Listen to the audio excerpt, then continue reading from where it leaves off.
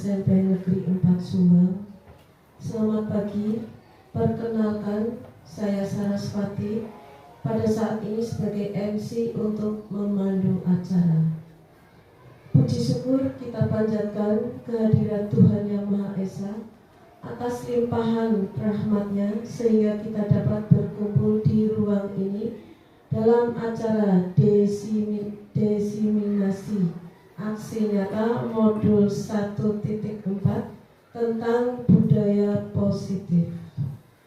Sebelum acara dimulai, perkenankanlah saya untuk membacakan susunan acara.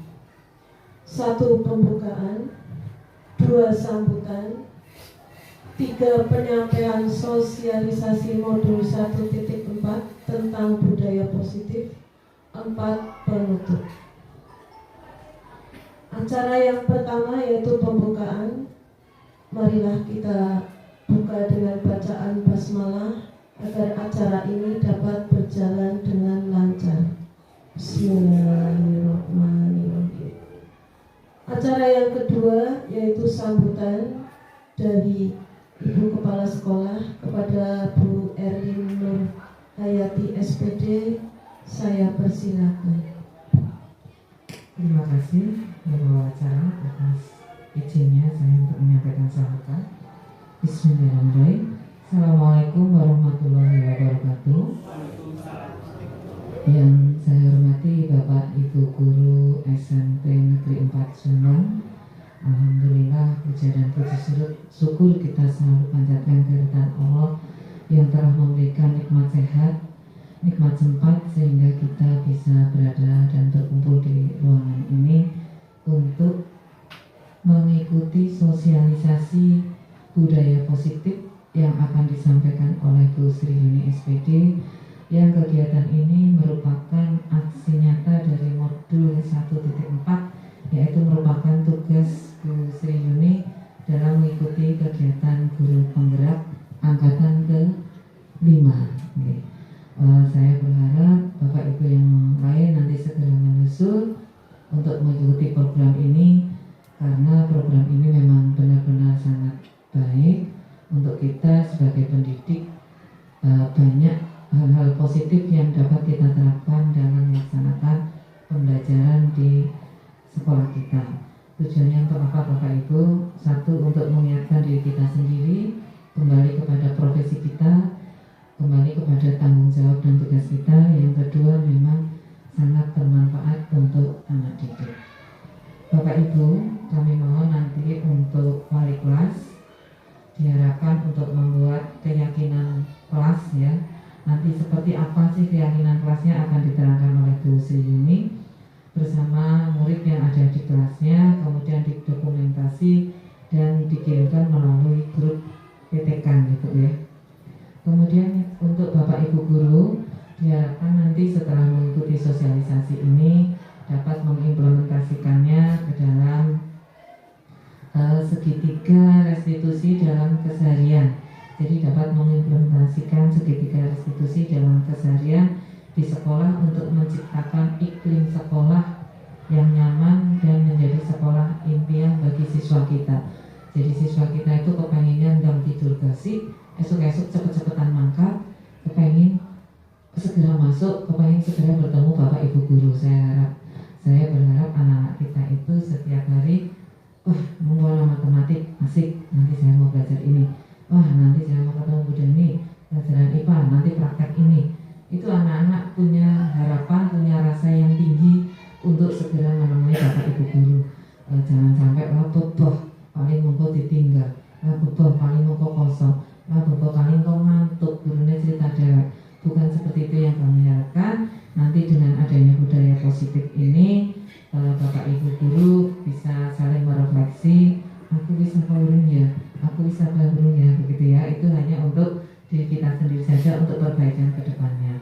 Begitu nih Bapak Ibu, itu saja yang saya sampaikan. Terus semangat untuk Bu Sri Yuni. Insya Allah apa yang panjenengan perjuangkan hari ini dan hari-hari berikutnya pada saat itu diklat akan membuahkan hasil di akhir nanti. Insya Allah akan berbuah manis. Amin ya rabbal alamin. Terima kasih, itu saja dari saya. Lebih kurangnya saya mohon maaf apabila ada tutur kata kami yang kurang berkenan. Assalamualaikum warahmatullahi wabarakatuh. Saatnya jam ketiga dimulai. Terima kasih kepada It's time to begin the third lesson. di SPD atas sambutannya. Acara yang ketiga yaitu paparan penyampaian sosialisasi modul 1.4 tentang budaya positif oleh Bu Sri Yuni Handayani SPD. Pada Bu Sri Yuni Handayani SPD, saya persilakan. Assalamualaikum warahmatullahi wabarakatuh. Terima kasih atas kesempatan yang diberikan oleh Ibu Kepala Sekolah untuk saya menyampaikan aksi nyata saya pada modul 1.4 tentang budaya positif. Yang terhormat Ibu Kepala Sekolah Ibu Erwin Nurhayati SPD dan Bapak Ibu guru yang saya hormati, izinkan saya untuk menyampaikan hasil kegiatan saya pada guru penggerak angkatan 5 modul 1.4 tentang budaya positif. Sebelum memulai sosialisasi yang akan saya sampaikan, saya ingin Bu Saras bisa memimpin tepuk sukses Ibu, biar Bapak Ibu bisa lebih bersemangat. Monggo Bapak Ibu dimohon untuk berdiri sejenak. 1, 2, 3, tepuk sukses. Di hatiku ada cinta, di mulutku ada doa, di tanganku ada karya. Sukses, sukses, yes. Terima kasih untuk Bu Saras atas tepuk sukses yang sudah disampaikan. Kita lanjutkan. Pada kegiatan guru penggerak angkatan 5 di kelas saya, fasilitatornya Bapak Muhammad Ubaidillah Maksum, pengajar prakteknya Ibu Tri Sulandari dari SMP Negeri 9 Purwokerto, dan calon guru penggerak angkatan 5 saya sendiri Sri Yuni Handayani. Konsep utama modul 1.4 tentang budaya positif yang pertama adalah perubahan paradigma baru, kemudian kebutuhan dasar manusia, posisi kontrol, restitusi, disiplin positif, motivasi perilaku manusia, keyakinan kelas, dan penerapan segitiga restitusi. Latar belakang dari kegiatan ini, budaya positif adalah sebuah kegiatan yang timbul dengan penuh kesadaran dari seluruh anggota organisasi untuk menciptakan budaya kerja dan belajar yang lebih menyenangkan dan menenangkan. Kelas sebagai sebuah komunitas terkecil dalam sebuah sekolah bisa menjadi pelaku budaya positif di kelasnya masing-masing. Budaya positif ini dimulai dengan menggali ide-ide murid tentang kelas idaman, kemudian ide-ide murid ditampung dalam bentuk sebuah keyakinan kelas yang berasal dari murid itu sendiri. Dalam membuat keyakinan kelas, murid dilibatkan dengan harapan mereka bisa lebih bertanggung jawab terhadap apa yang sudah mereka putuskan, sehingga menjadi pembiasaan positif untuk bekal mereka dalam kehidupan keluarga, sekolah, bahkan di masyarakat. Tujuannya yaitu terciptanya kelas idaman dengan cara menerapkan disiplin positif dengan menyusun keyakinan kelas pada seluruh anggota komunitas kelas. Paradigma pembelajaran dengan paradigma baru, yaitu pembelajaran yang dirancang berdasarkan prinsip pembelajaran yang terdiferensiasi, sehingga setiap murid belajar sesuai dengan kebutuhan dari tahap perkembangan untuk mewujudkan profil pelajar Pancasila. Nah, apa saja profil pelajar Pancasila? Pastinya Bapak Ibu sudah sangat paham dengan profil pelajar Pancasila. Ada beriman dan bertakwa kepada Tuhan Yang Maha Esa, berakhlak mulia, berkebinekaan global, gotong royong, kreatif, bernalar kritis, dan mandiri. Apa itu budaya positif, Bapak Ibu? Budaya positif merupakan perwujudan nilai-nilai keyakinan universal dan kebiasaan yang diterapkan di sekolah, diawali dengan perubahan paradigma tentang teori kontrol yang dapat membentuk karakteristik murid menjadi pribadi yang bertanggung jawab, kritis, dan penuh hormat. Nah, untuk penerapan budaya positif, kita harus mengetahui terlebih dahulu kebutuhan dasar dari manusia. Apa saja kebutuhan dasar pada manusia? Yang pertama, kebutuhan untuk bertahan hidup atau survival. Misalnya saja sandang, pangan, papan, ya, itu merupakan kebutuhan dasar dari makhluk hidup untuk bertahan hidup. Kemudian kebutuhan akan cinta dan kasih sayang.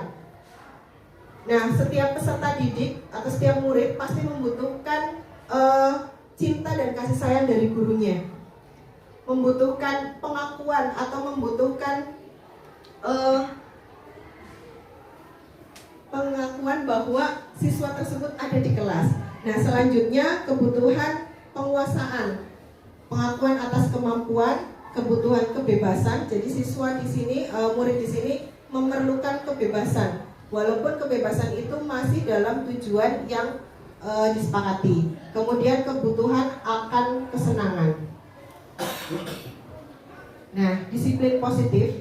Kata disiplin sering dihubungkan dengan hukuman, padahal itu sesungguhnya berbeda. Seringkali kita menganggap bahwa disiplin itu identik dengan hukuman, nih Bapak Ibu. Pasti kalau misalnya anak tidak disiplin, identiknya kita menghukum anak tersebut. Nah, karena disiplin positif itu tidak harus dengan memberi hukuman, justru itu adalah salah satu alternatif terakhir, dan kalau perlu tidak ada hukuman, Bapak Ibu. Sebagai pendidik, kita memiliki tujuan menciptakan murid yang memiliki disiplin diri yang mengacu pada nilai-nilai kebajikan, sehingga murid memiliki motivasi intrinsik bukan ekstrinsik. Maksudnya motivasi intrinsik di sini adalah motivasi yang muncul dari dalam diri sendiri, bukan karena paksaan. Kalau motivasi ekstrinsik itu motivasi yang datang dari luar. Nah, motivasi ekstrinsik itu sendiri akan bertahannya tidak akan lama. Tapi kalau motivasi intrinsik, karena kesadaran dari diri, insya Allah akan bertahan lebih lama. Apa saja nilai-nilai kebajikan yang dirumuskan oleh beberapa pakar?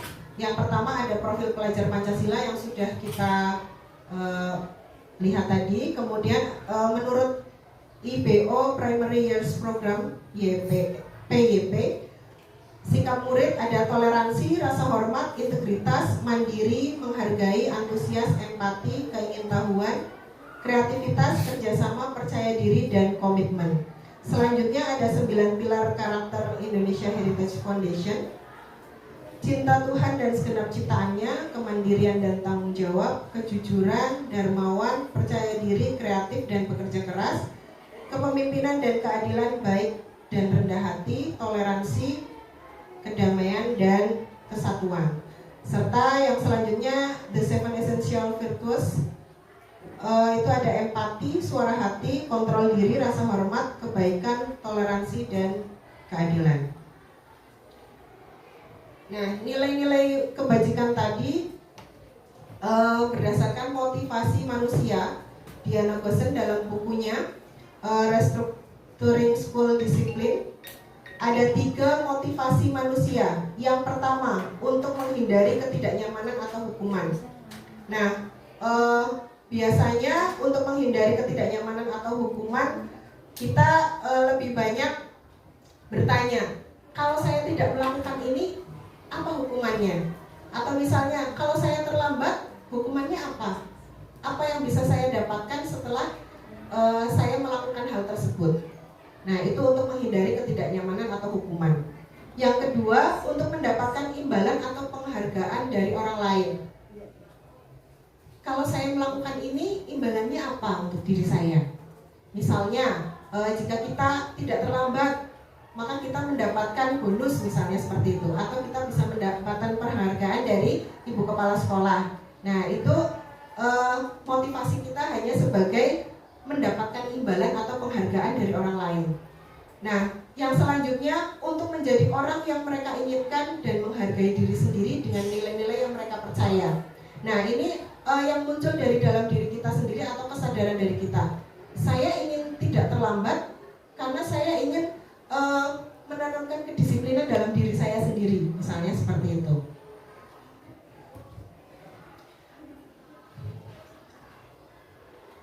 Nah ini mohon maaf terpotong. Hukuman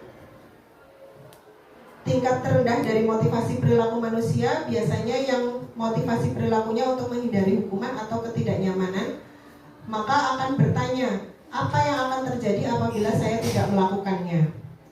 Nah kemudian untuk mendapatkan penghargaan dari orang lain, maka ini motivasinya satu tingkat di atas yang tadi. Satu tingkat di atas motivasi yang pertama, yaitu di sini orang berperilaku untuk mendapatkan imbalan penghargaan dari orang lain. Biasanya orang-orang tersebut akan bertanya, apa yang akan saya dapatkan apabila saya melakukannya. Nah, motivasi selanjutnya untuk mendapatkan penghargaan dari diri sendiri, itu motivasi yang membuat seseorang disiplin positif karena motivasi berperilakunya bersifat internal, bukan eksternal. Orang dengan motivasi ini akan bertanya, akan menjadi orang seperti apa apabila saya melakukan ini. Nah, mohon diperhatikan Bapak Ibu, ini ada satu kasus. Iva kurang menguasai pelajaran matematika, sehingga pada saat pelajaran tersebut berlangsung, dia banyak diam atau menggambar di buku pelajarannya. Pada saat guru matematikanya Pak Seno menanyakan pertanyaan, Iva menjadi gugup dan tak sengaja menjatuhkan tasnya dari kursi, serta tiba-tiba menjadi gagap pada saat berupaya menjawab. Seluruh kelas pun tertawa melihat perilaku Iva yang berbicara gagap dan terkejut. Pak Seno pada saat itu membiarkan teman-teman Iva menertawakan Iva yang tergagap dan malu luar biasa, dan malah meminta Iva untuk maju ke depan dan berdiri di depan kelas sambil menunjuk hidung karena tidak bisa menjawab pertanyaan Pak Seno. Kelas semakin gaduh dan anak-anak pun tertawa melihat Iva di depan kelas memegang ujung hidung. Nah, ada dua pertanyaan Bapak Ibu. Apakah Anda setuju dengan tindakan Pak Seno tersebut terhadap Iva? Jika setuju mengapa, jika tidak mengapa? Monggo Bu Dani mau menyampaikan, boleh?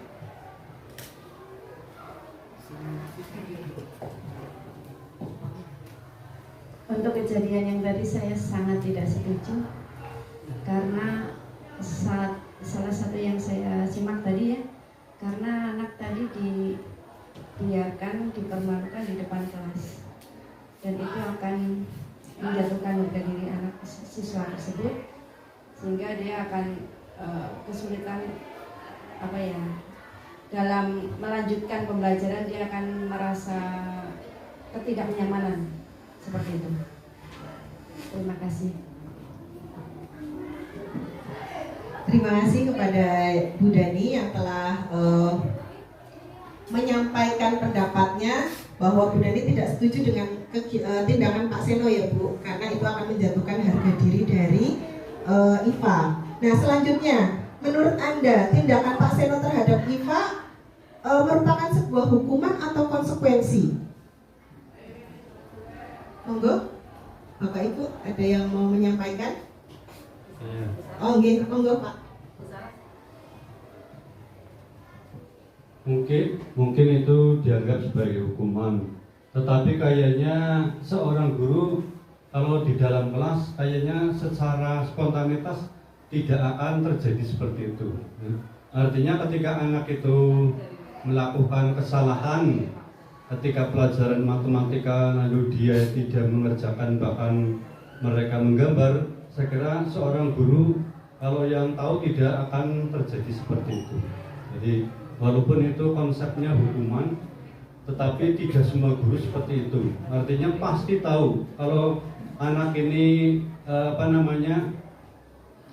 mungkin tidak konsentrasi, atau mungkin di rumah juga dari rumah ke sekolah itu ada masalah sehingga mereka juga kayaknya tidak konsentrasi. Jadi tidak mesti kalau anak ini tidak suka dengan matematika, tetapi juga barangkali sistem ini harus kita ambil ketika pada waktu tertentu anak diajak keluar, barangkali ada, atau mungkin ketika istirahat diajak bicara, kenapa kamu tadi seperti itu, apakah di rumah atau mungkin kamu lagi ada masalah. Jadi tidak dihukum secara langsung, karena mungkin ya saya kira seorang guru atau seorang pendidik saya kira yakin tidak akan melakukan hukuman seperti itu, walaupun saya sendiri kadang-kadang juga iya. Terima kasih untuk Pak Yahya yang sudah menyampaikan pendapatnya bahwa menurut Pak Yahya itu sebuah hukuman ya Pak, tetapi sebagai guru yang baik sebaiknya tidak melakukan hukuman tersebut ya Pak. Terima kasih. Kita lanjutkan kembali. Nah, mohon maaf, gambar Pak Ki Hajar Dewantoro-nya terhapus karena tadi saya convert terlebih dahulu. Filenya terlalu besar jadi tidak bisa dimunculkan katanya. Itu gambar itu. Gambarnya Pak Jokowi. Nah, pada pemikiran Ki Hajar Dewantoro, disiplin kepada siswa adalah disiplin diri yang sebaiknya hanya diri sendiri yang mampu mengontrol diri kita, bukan orang lain. Ya, jadi seperti yang tadi sudah disampaikan bahwa motivasinya adalah motivasi intrinsik yang muncul dari dalam diri sendiri. Nah, konsep disiplin itu ada konsep disiplin gagal, identitas gagal, dan konsep disiplin identitas sukses. Nah, yang pertama akan saya sampaikan adalah konsep disiplin dengan identitas gagal, yaitu hukuman dan penghargaan.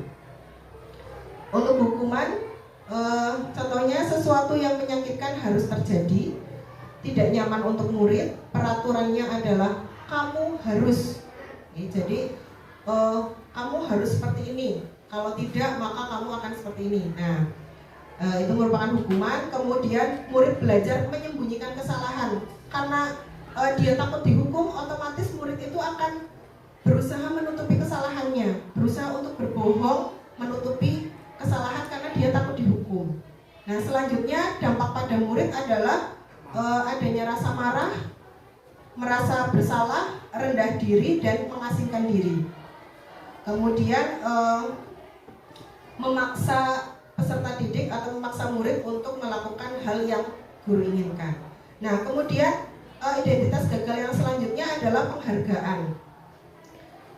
Penghargaan ini tidak efektif ya, karena murid akan terpacunya bagaimana caranya agar saya bisa mendapatkan penghargaan.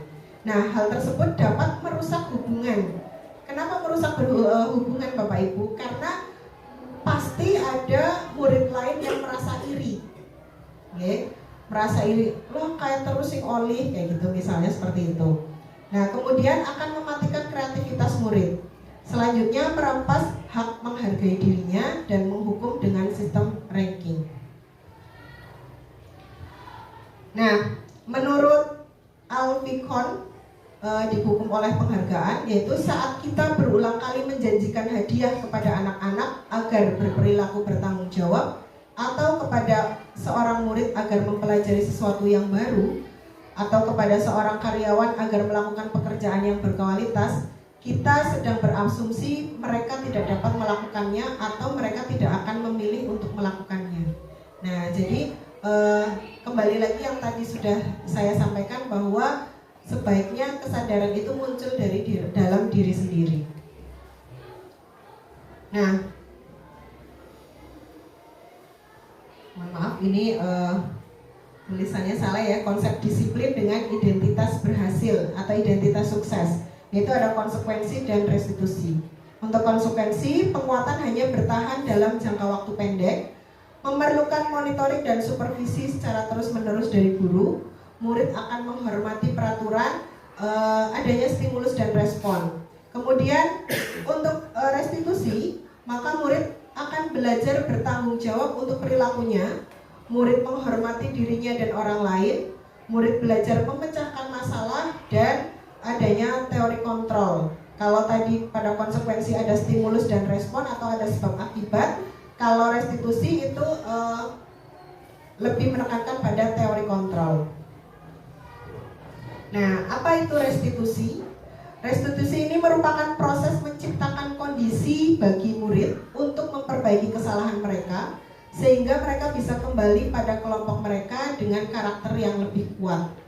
Jadi murid dapat kembali lagi pada kelompok belajarnya di kelas dengan karakter yang lebih kuat menurut Gosen tahun 2004. Nah, ciri-ciri restitusi yang pertama adalah bukan untuk menebus kesalahan, namun untuk belajar dari kesalahan. Yang kedua, untuk memperbaiki hubungan. Yang ketiga, merupakan tawaran, bukan paksaan. Dan yang keempat, menuntun untuk melihat dari dalam diri. Yang kelima, mencari kebutuhan dasar yang mendasari tindakan. Yang keenam, cara yang paling baik menguatkan dan fokus pada solusi. Yang ketujuh, fokus pada karakteristik bukan tindakan. Dan yang kedelapan, mengembalikan murid yang berbuat salah pada kelompoknya.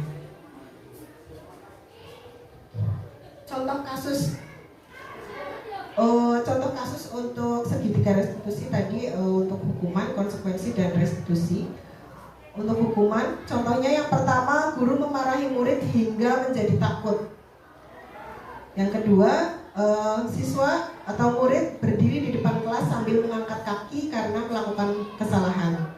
Nah, untuk konsekuensi, guru memberikan konsekuensi untuk mengerjakan PR saat istirahat. Jadi jika siswa atau murid tadi tidak mengerjakan PR, guru meminta murid tetap mengerjakan PR pada jam istirahat.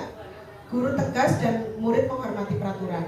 Selanjutnya, untuk restitusi, guru menanyakan keyakinan kelas yang sudah disepakati oleh murid dan juga wali kelasnya atau dengan gurunya, kemudian membantu murid menyelesaikan masalahnya. Selanjutnya, guru terbuka dan murid menghormati dirinya dan orang lain. Nah,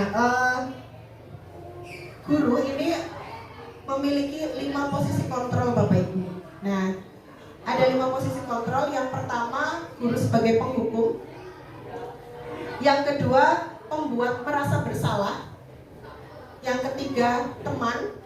Yang keempat, sebagai pemantau. Dan yang kelima, sebagai manajer. Nah, kira-kira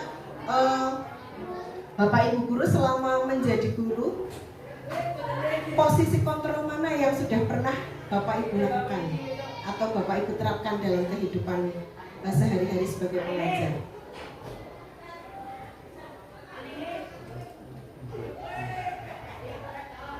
Kira-kira yang mana, Bu Fetri? Mungkin bisa.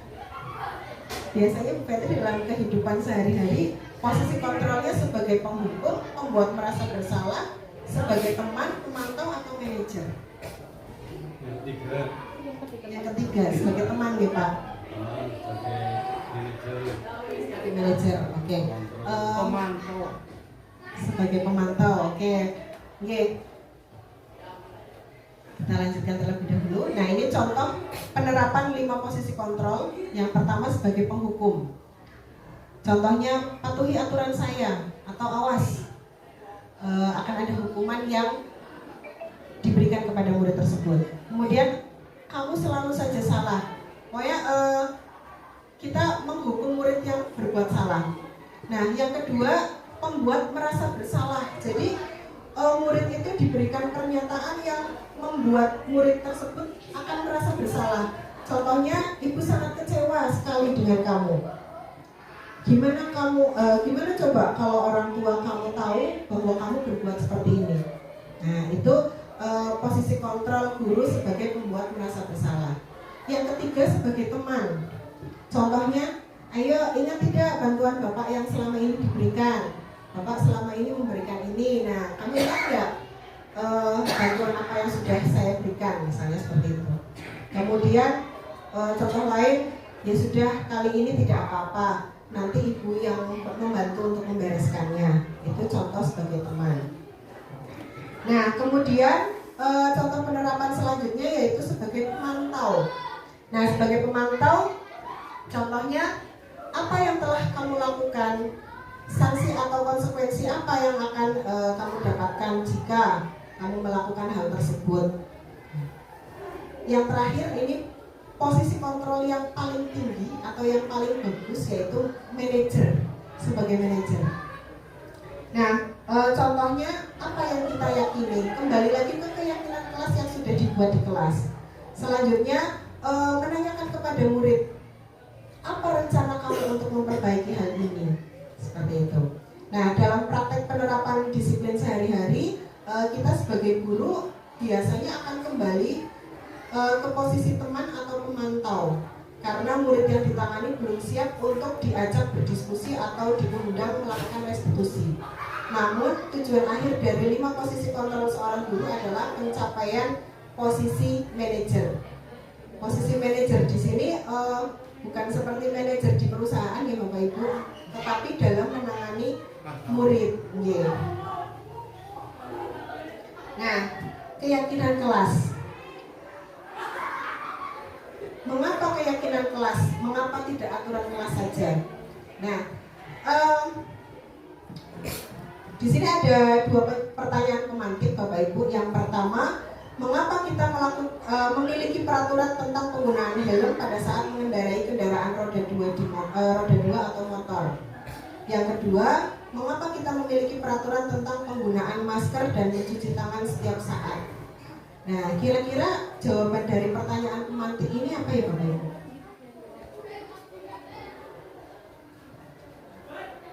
Yang pertama dulu saja. Untuk yang pertama, dari pernyataan yang pertama, Ibu, untuk pernyataan yang pertama, kita diwajibkan untuk menggunakan helm pada saat mengendarai kendaraan roda 2 atau motor. Yang pertama, memang bagi pengendara kendaraan itu sudah diikat oleh adanya peraturan undang-undang lalu lintas. Bagaimanapun kita tidak boleh ingkar dari aturan yang dibuat oleh negara. Jadi setiap pengendara sepeda motor harus menggunakan helm pada saat mengendarai. Bahkan tidak hanya helm, ada syarat-syarat yang lain yang wajib dipenuhi, gitu Bu. Terus yang kedua juga, untuk yang kedua, mengapa kita memiliki peraturan tentang penggunaan masker dan mencuci tangan?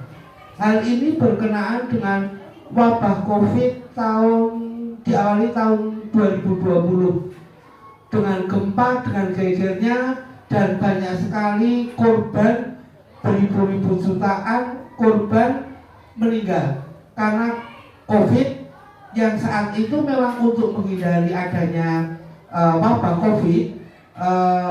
Dalam ilmu kesehatan kita diharuskan untuk menggunakan masker dan mencuci tangan. Itu juga merupakan aturan ketat yang dibuat oleh negara dan kita tidak bisa mengelak, ya, tidak bisa mengelaknya. Itu tidak dibenarkan tidak menggunakan masker atau helm karena semua akibat akan timbul pada diri kita sendiri. Itu mungkin yang bisa saya sampaikan, Bu. Terima kasih kepada Pak Toto atas pendapatnya mengenai 2 pertanyaan pemantik. Nah, untuk pertanyaan yang pertama dan kedua berkaitan dengan peraturan berarti ya Pak. Nah, kalau yang berkaitan dengan kesadaran diri, kira-kira pertanyaan pertama, mengapa kita perlu menggunakan helm pada saat berkendara? Berarti berkaitan dengan apa Bapak Ibu? Keselamatan. Nah, jika motivasi intrinsik yang muncul dari dalam diri kita, berarti kita menggunakan helm karena kita ingin selamat. Ini benar. Ingin sehat, ingin selamat, tidak ingin terjadi apa-apa dalam diri kita. Tetapi jika itu bukan motivasi intrinsik atau merupakan motivasi ekstrinsik, yang kita pikirkan adalah saya harus pakai helm soalnya saya takut nanti akan ditilang oleh polisi. Nah, begitu deh. Nah, kemudian untuk yang kedua, mengapa kita memiliki peraturan tentang penggunaan masker dan cuci tangan menggunakan sabun? Berarti jika motivasi intrinsiknya apa Bapak Ibu? Mencegah penularan atau berkaitan dengan kesehatan deh. Nah, apabila itu tidak muncul dari dalam diri kita, pasti yang kita takuti adalah nanti barangkali ada operasi di jalan. Nanti kita bisa kena operasi, bisa kena denda, begitu nggih? Iya.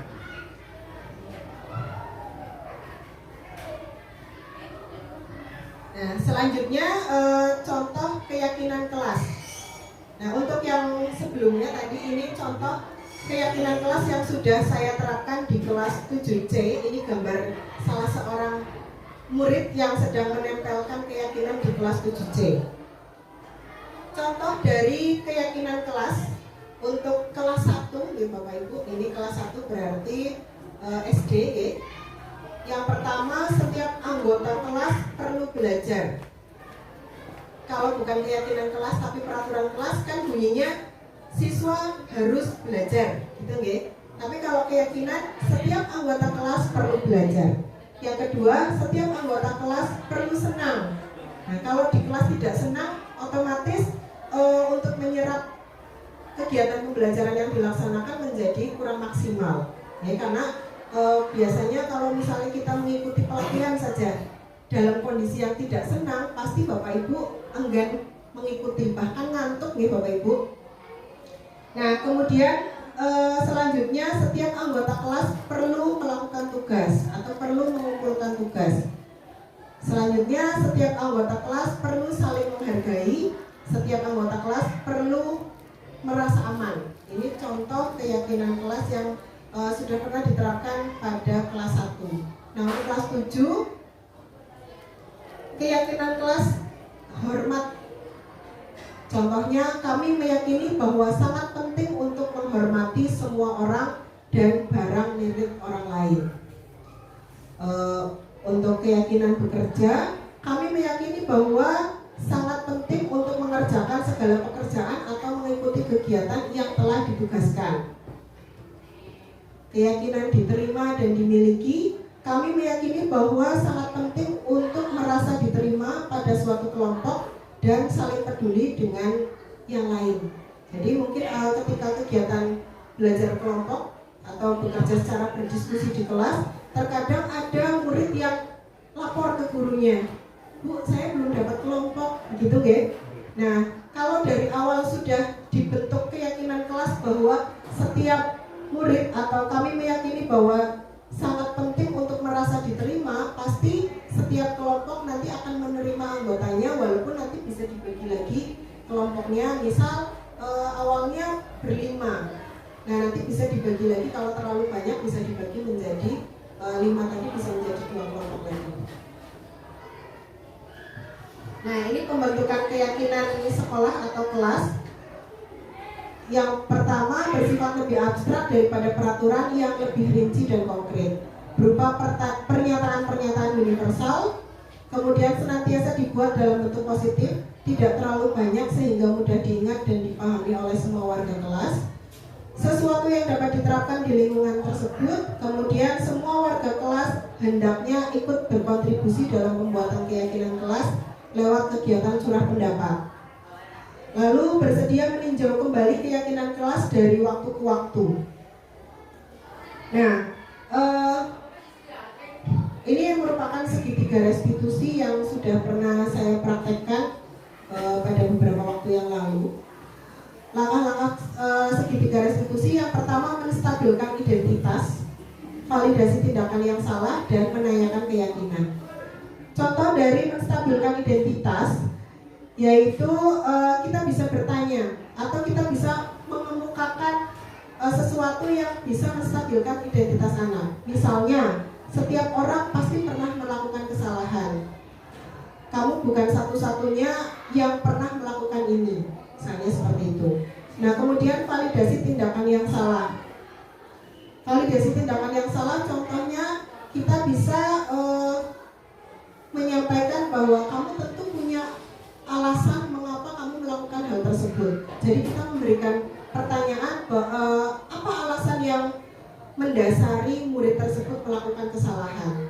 Nah, kemudian kita bisa bertanya, adakah cara yang lebih efektif untuk mendapatkan apa yang kamu butuhkan? Nah, tahapan yang selanjutnya yaitu menanyakan keyakinan. Kita bisa menanyakan keyakinan pada murid, keyakinan apa yang sudah kita sepakati di kelas. Kemudian kamu ingin menjadi orang yang seperti apa? Nah, selanjutnya kita bisa mengarahkan peserta didik untuk fokus terhadap tujuan dari murid tersebut belajar di sekolah ini. Oke, demikian untuk presentasi saya. Untuk contoh penerapan restitusi, segitiga restitusi sudah pernah saya kirim di grup PTK Bapak Ibu yang sudah saya upload di YouTube saya. Nah, monggo nanti Bapak Ibu bisa melihat kembali contoh segitiga restitusi yang sudah saya terapkan. Waktu itu saya terapkan pada kelas 9A atas nama, saya lupa nama anaknya. Kemudian yang saya terapkan pada Mas Vito kelas 9A, kemudian kelas 8C atas nama Halimah. Itu yang sudah saya terapkan. Yang saat itu dipanggil wawancara itu ya Bu? Iya Pak. Saya sudah melihat Bu. Oke Pak, terima kasih. Nah itu contoh dari penerapan segitiga restitusi. Monggo kita bersama-sama Bapak Ibu untuk bisa menggerakkan diri kita membentuk sekolah impian murid. Mudah-mudahan kita semua bisa menjadi guru yang dapat menerapkan posisi kontrol kita sebagai manajer, bukan sebagai penghukum atau pembuat merasa bersalah kepada murid. Terima kasih yang dapat saya sampaikan kepada Bapak Ibu atas waktu dan atas waktunya, sehingga kegiatan ini dapat berjalan dengan lancar. Monggo barangkali ada yang mau memberikan tanggapan atau masukan ataupun saran bahkan pertanyaan, saya persilakan.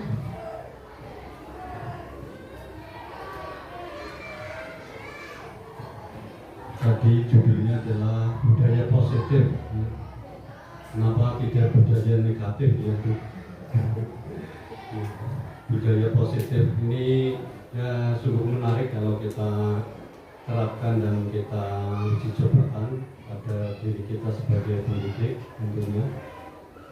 Di disiplin tadi tidak mesti harus dengan hukuman.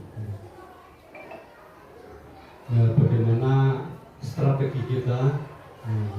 Misalnya ini ada tadi dicontohkan ini kebanyakan di dalam kelas. Tetapi bagaimana kita pendidikan ketika memberikan karakter kepada siswa ini di luar kelas, seperti yang upacara. Upacara ini adalah merupakan tanggung jawab kita bersama. Tidak hanya kesiswaan atau guru olahraga yang biasa dia di lapangan, tetapi sebenarnya adalah kita semuanya. Karena kita untuk membawa anak untuk berkarakter, disiplin dan mereka sesuai dengan waktu yang tentu ditentukan dalam upacara.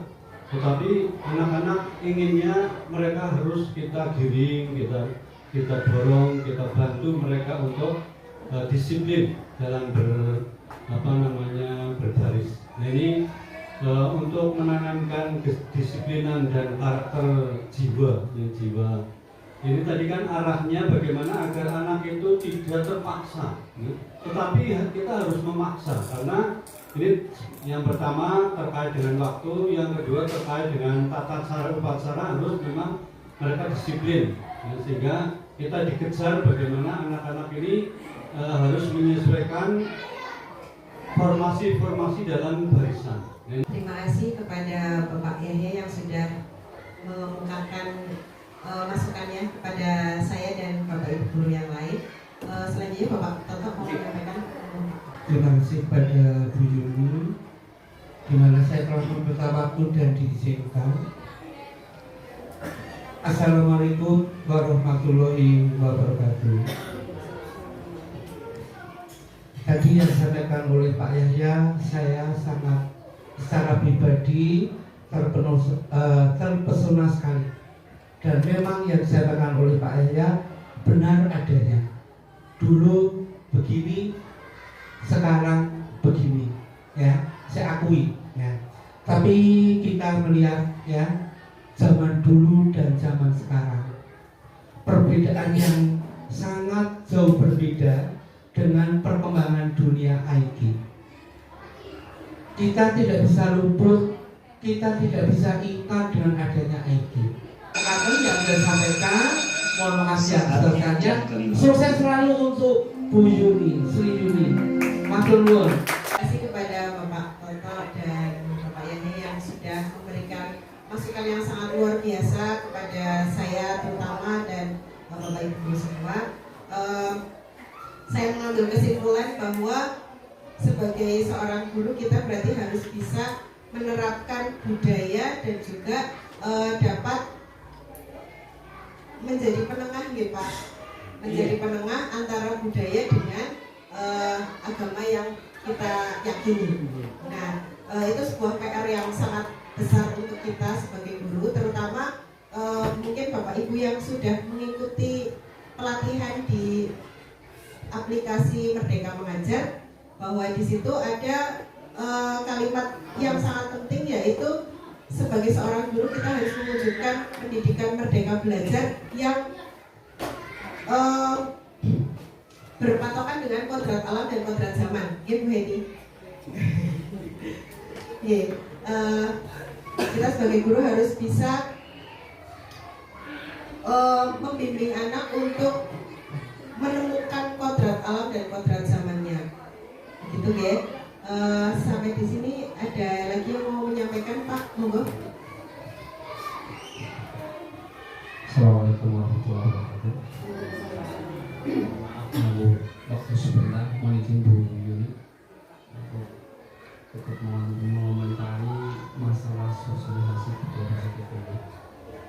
Sebenarnya ada pertanyaan, namun kan tadi sudah dijawab disampaikan Pak Toto. Saya akan ikut mengutarakan ataupun menyampaikan pendapat masalah budaya positif ini. Jauh sebelum tadi Bu Yuni menyampaikan sosialisasinya, begitu Bu Erwin masuk memberikan sambutan, beliau menyampaikan seketika restitusi. Saya langsung browsing, karena keinginan saya gitu.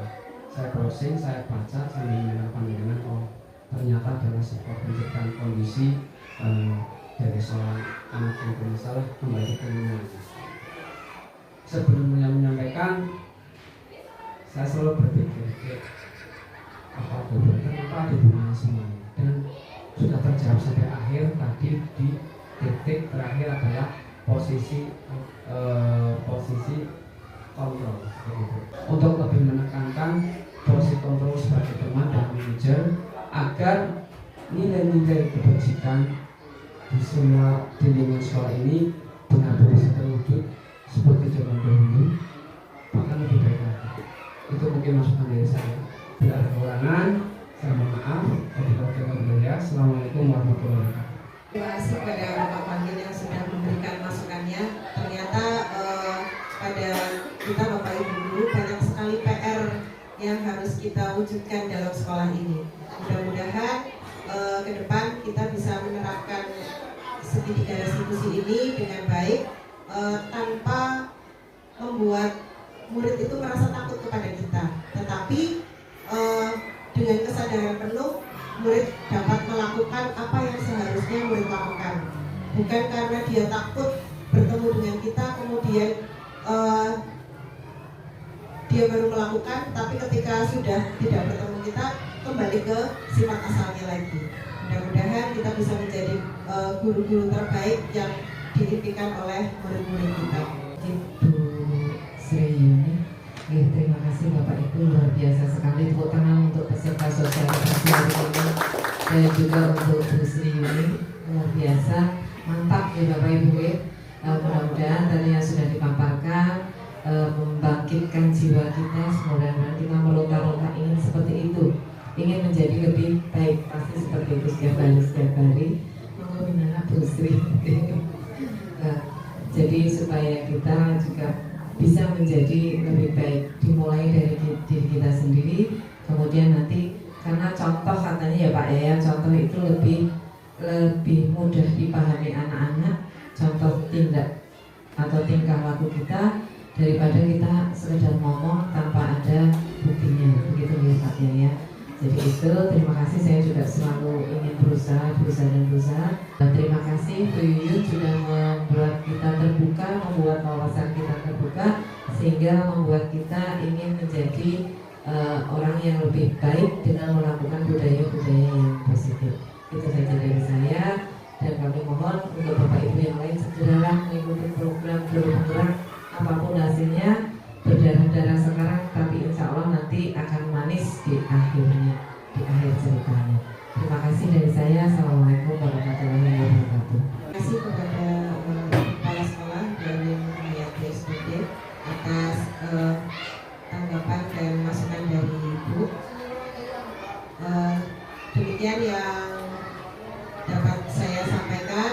Saya mohon maaf yang setulus-tulusnya karena banyak sekali kata-kata yang kurang berkenan, mungkin kurang pas dan kurang sesuai. Saya mohon maaf. Assalamualaikum warahmatullahi wabarakatuh.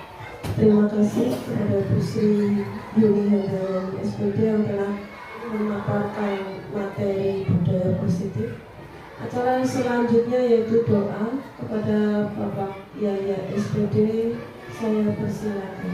Assalamualaikum warahmatullahi wabarakatuh.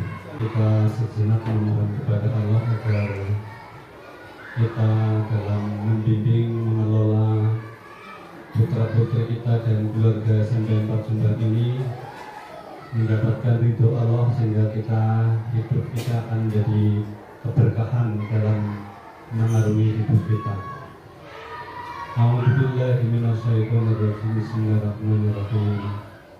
Alhamdulillahirabbil alamin. Hamdan syakirin, hamdan liman. Hamdan yu'afina ma huwa yukafi'u mazida. Ya Rabbana lakal hamdu kama yanbaghi li jalali wajhika wa azimi sultan. Allahumma inna nas'aluka salamatan fid din wa afiyatan fil jasadi wa ziyadatan fil ilmi wa barakatan fil rizqi. Allahumma ilman nafi'an wa rizqan thayyiban wa amalan mutaqabbala. Rabbana la tu'akhidna in nasina aw akhtana. Rabbana wa la tahmil 'alaina isran kama hamaltahu 'alal ladzina min qablina. Rabbana wa la tuhamilna ma la taqata lana bih wa'fu 'anna waghfir lana warhamna anta maulana wansurna 'alal qaumil kafirin. Ya Allah Tuhan kami, jangan Engkau hukum kami jika kami lupa atau kami hilaf. Ya Tuhan kami, janganlah Engkau bebankan kepada kami beban yang berat sebagaimana Engkau bebankan kepada orang-orang sebelum kami. Ya Allah Tuhan kami, janganlah Engkau pikulkan kepada kami apa yang tak sanggup kami memikulnya. Berilah kami maaf, ampunilah kami, rahmatilah kami. Engkaulah penolong kami, maka tolonglah kami terhadap orang-orang kafir. Rabbana atina fid dunya hasanah wa fil akhirati hasanah wa qina adzabannar. Subhana rabbika rabbil izzati amma yasifun. Wassalamun alal mursalin. Walhamdulillahirabbil alamin. Assalamualaikum warahmatullahi wabarakatuh. Alhamdulillah, acara ini bisa berjalan dengan lancar. Banyak informasi yang kita dapatkan. Terima kasih kepada Bu Erlin Nur Hayati yang telah memberikan izin kepada rekan kami untuk memaparkan informasi tentang budaya positif. Terima kasih juga kepada Bapak dan Ibu Guru yang telah menyempatkan waktunya menghadiri acara ini. Semoga apa yang tadi dipaparkan dapat kita terapkan dalam kehidupan atau di kelas kita masing-masing, baik kita sebagai wali kelas maupun guru mata pelajaran. Akhir kata, wabillahi taufiq wal hidayah. Wassalamualaikum warahmatullahi wabarakatuh.